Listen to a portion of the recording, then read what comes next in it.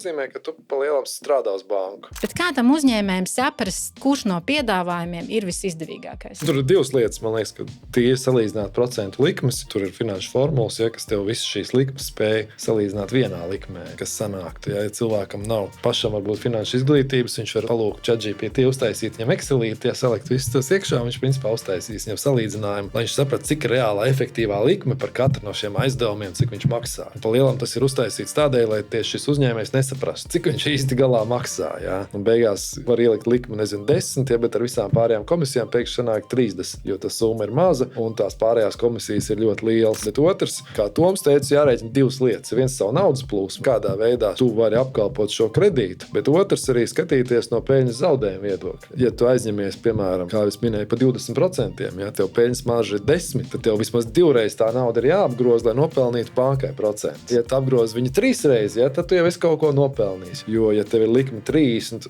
un tu apgrozi 1 reizi, tu nopelni 15%, nozīmē, ka tu pa lielam strādā uz banku. Un tavs bizness, no tāda pašu kapitāla viedokļa iet slīkst.